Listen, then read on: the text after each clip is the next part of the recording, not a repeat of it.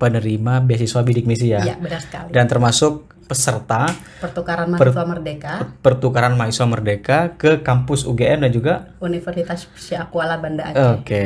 Jadi yang pertama-tama yang mungkin akan saya tanyakan itu adalah pertama menjadi penerima beasiswa bidik misi. Jadi ceritanya gimana? Kemarin kita sempat ngobrol ya. Katanya kalau kamu nggak dapat bidik misi itu kamu nggak bakal bisa kuliah. Gitu. Benar sekali, Kak. Nah, jadi gimana ceritanya itu? Aku anak dari seorang penjajah jamu keliling gitu kan. Orang tua aku dari umur 4 bulan, kakakku yang pertama sudah jualan jamu keliling Kak, kemana-mana, sampai pada akhirnya jualan cemilan, jualan tahu isi gitu. Dia dijajakan ke rumah orang gitu. Nah saat itu aku punya mimpi, aku pengen banget kuliah, ngelihat orang di kampus bisa belajar. Itu aku waktu itu masih kelas SMP kelas 2. Nah, terbesit di benakku, Tuhan kayak apa sih nikmatnya kuliah gitu Kak, ketika ada orang KKN gitu. Gitu ya kuliah pakai alma mater.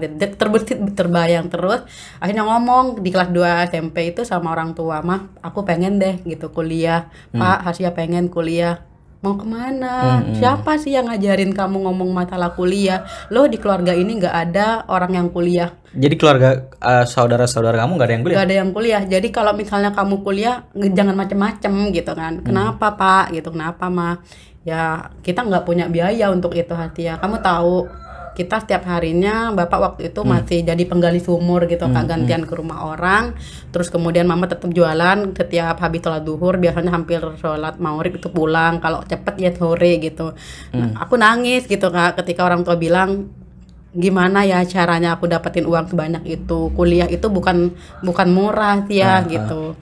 Akhirnya aku netes air mata ketika waktu itu aku nonton video dari Kak Birul Qodriyah. Dia seorang mahasiswa penerima beasiswa bidik misi dan juga jadi duta mahasiswa berprestasi terinspiratif di Universitas Gadjah Mada, sampai dipanggil nih ke depan Bapak SBY waktu itu.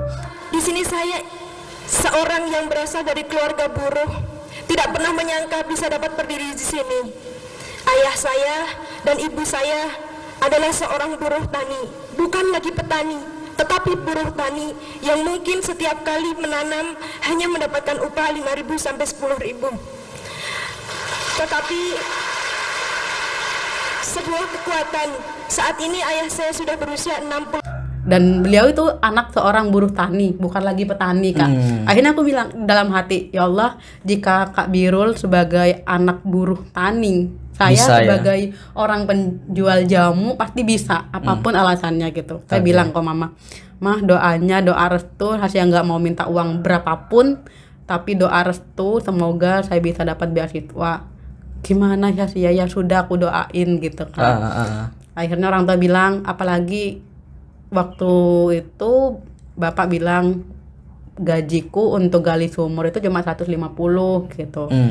Berapa SPP per bulannya kuliah, apalagi dapat info dari masyarakat gitu kan ya tentang buruh kuliah itu mahal.